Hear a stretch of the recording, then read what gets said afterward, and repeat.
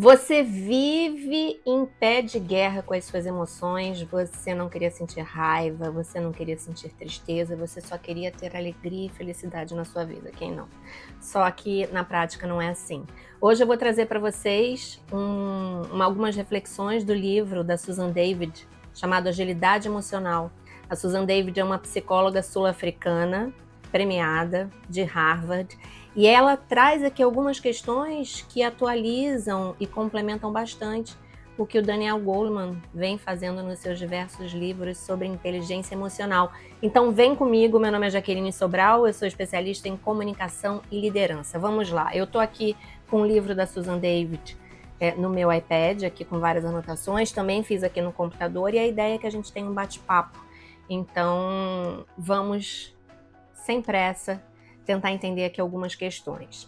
Ela tem uma analogia muito interessante no livro, que ela diz o seguinte: se você sustenta um ou mais livros dessa maneira aqui, ó, longe do seu corpo, você vai poder ficar se sentindo confortável durante algum tempo. Mas vai ter um momento que o quê? O seu braço vai cansar e você não vai conseguir segurar isso por muito tempo, correto? E você precisa usar muita energia para fazer esse movimento aqui. Por outro lado, se você pega o livro, os livros e aperta contra o peito e você não quer largar por nada do mundo, chega um momento também que vai acontecer o quê? Os seus braços vão tremer, você vai ficar nessa posição muito desconfortável, fora que você se fechou para o mundo e você não faz mais nada a não ser segurar esse livro.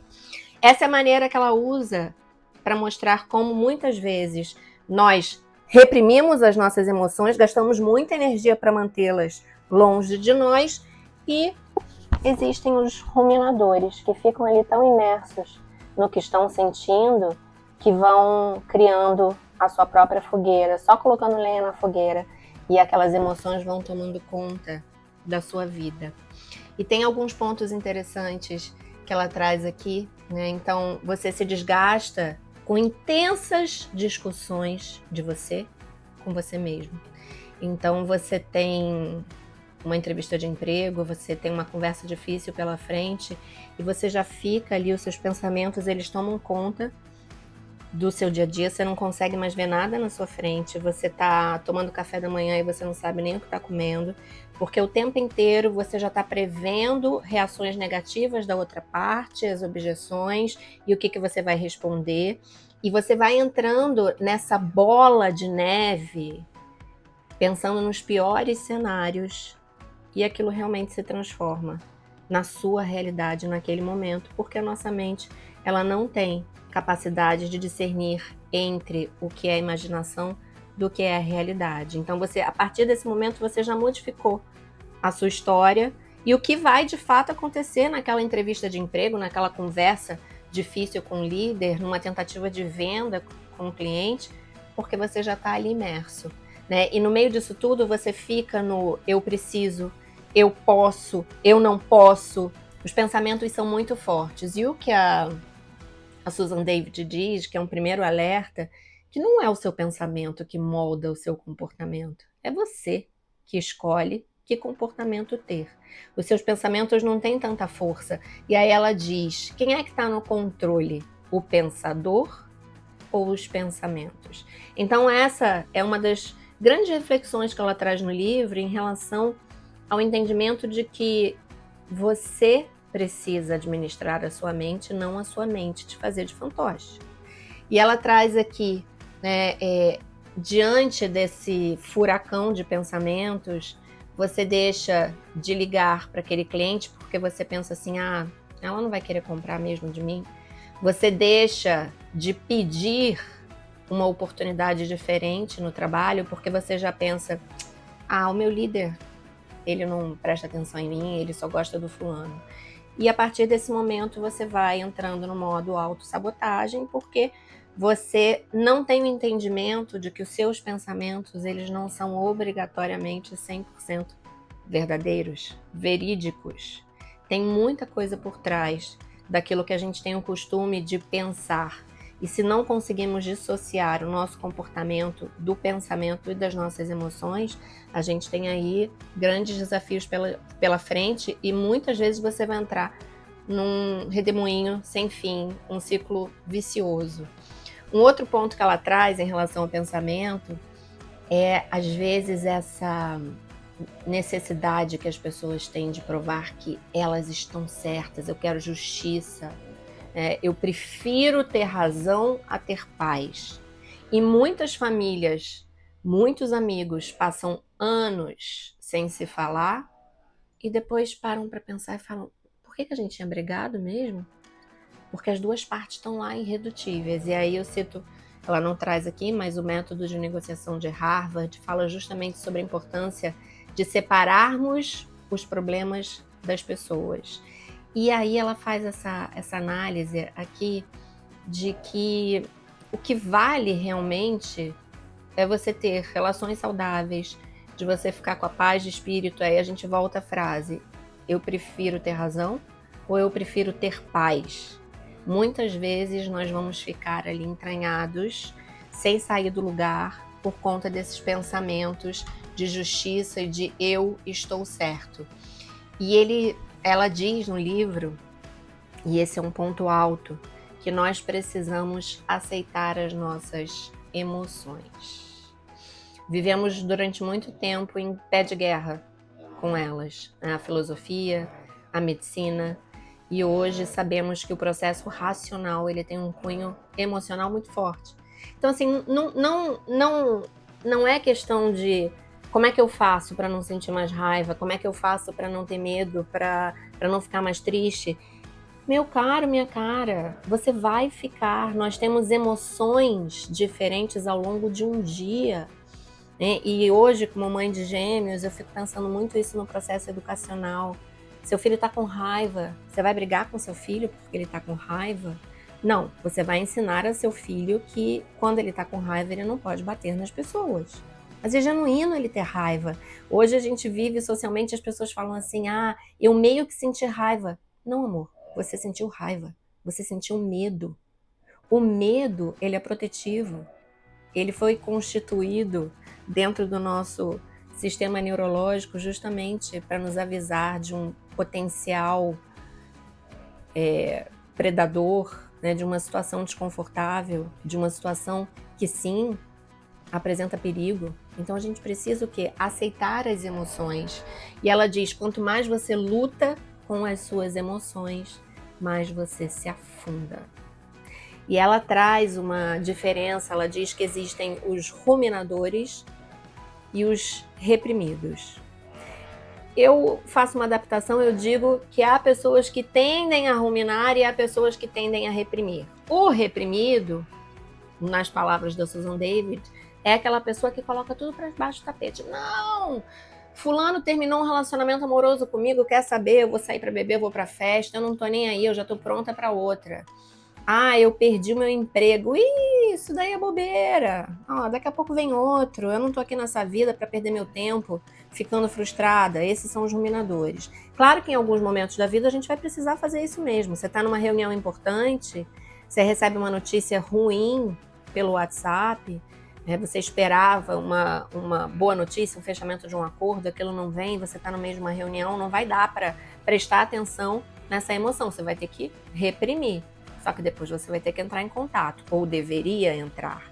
Por quê? Senão vai ocorrer o que a Susan David chama de vazamento emocional. Em algum momento, essa panela de pressão ela vai estourar, e no momento mais inoportuno, e com uma força que nem você vai saber de onde vem.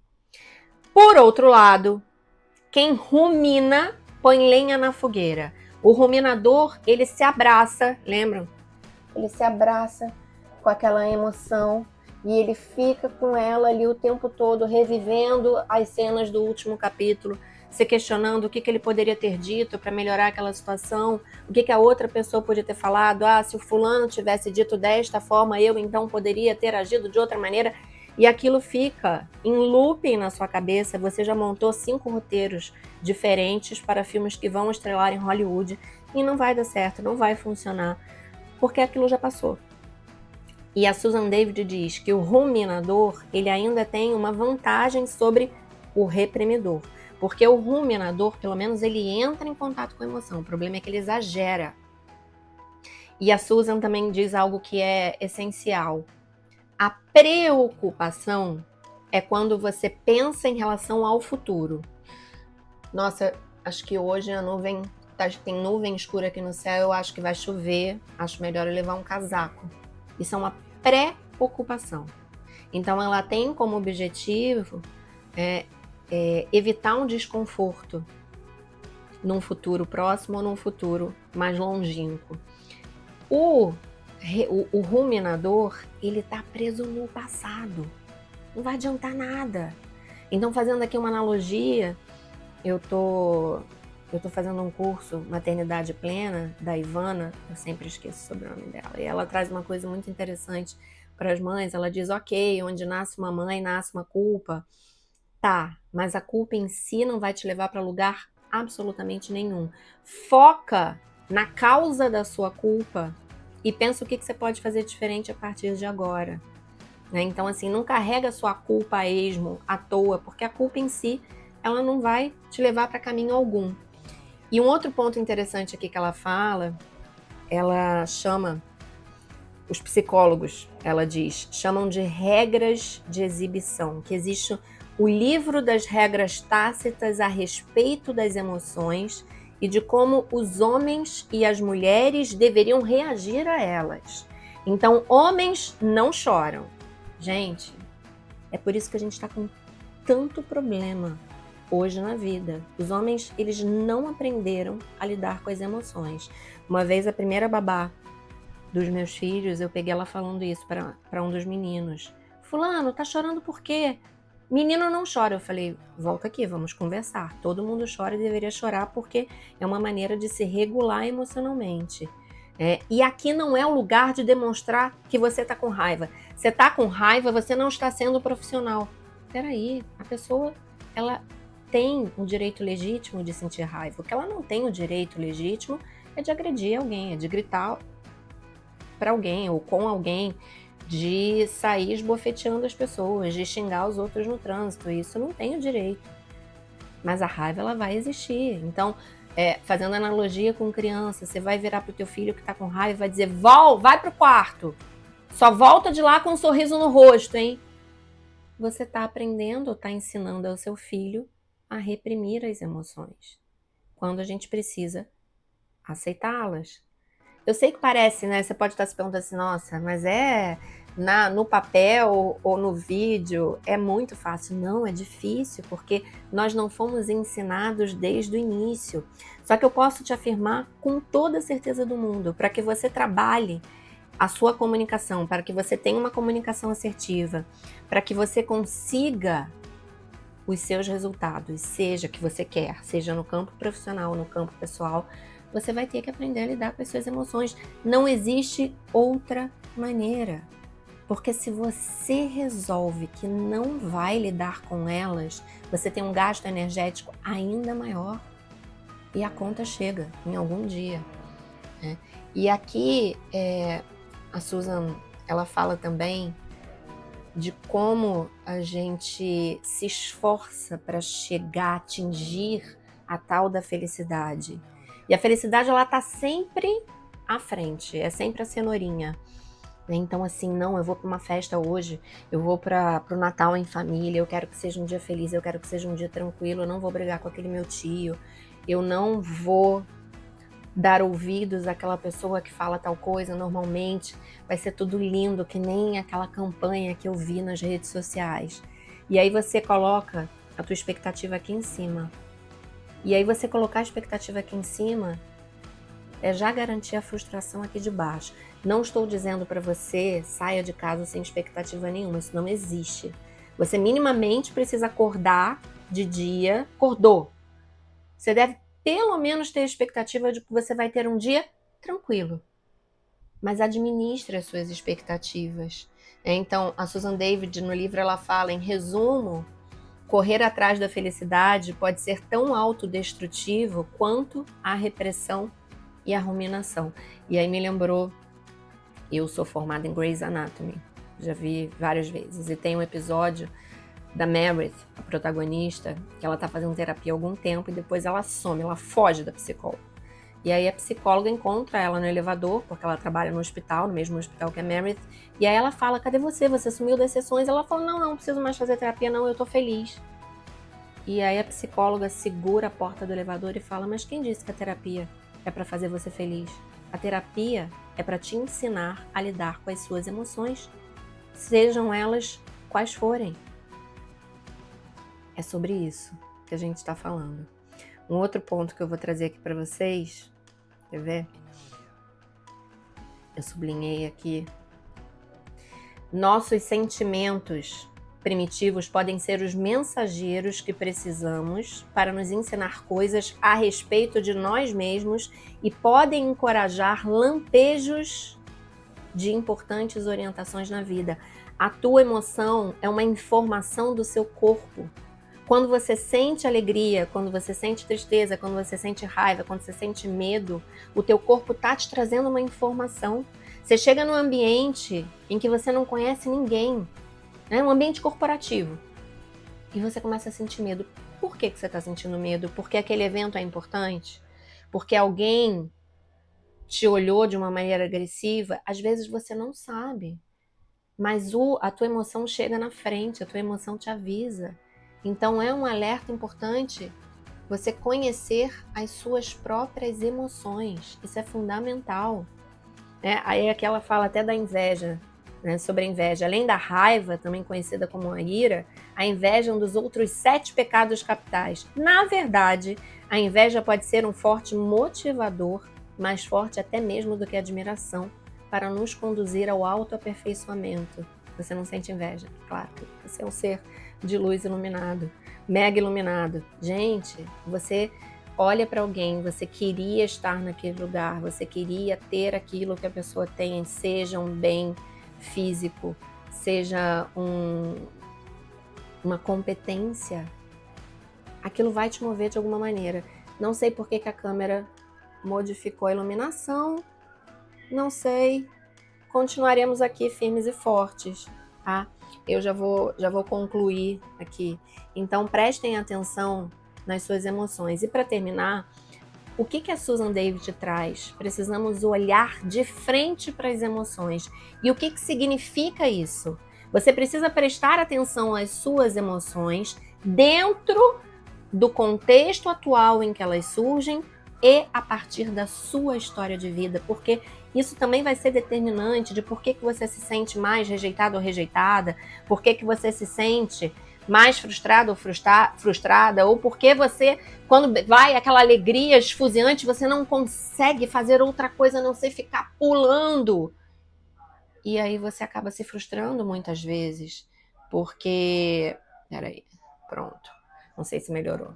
Porque aquilo te cega. E ela fala isso também no livro. As emoções ditas como negativas, como medo, como a raiva, como a tristeza, elas te movem para um lugar de uma maior observação. Claro que eu não estou falando aqui de depressão, eu não estou falando aqui de crise de ansiedade, mas o medo, a tristeza, a raiva, elas te levam, né, para algum lugar de desconforto. Pode ser logo depois. E isso é que vai fazer você de alguma forma promover a mudança que você precisa mudar. E ela diz, a única maneira de chegar a qualquer lugar é por meio da aceitação. A aceitação é um pré-requisito para a mudança. Aceite as suas emoções e aprenda a lidar com elas. Até o próximo vídeo.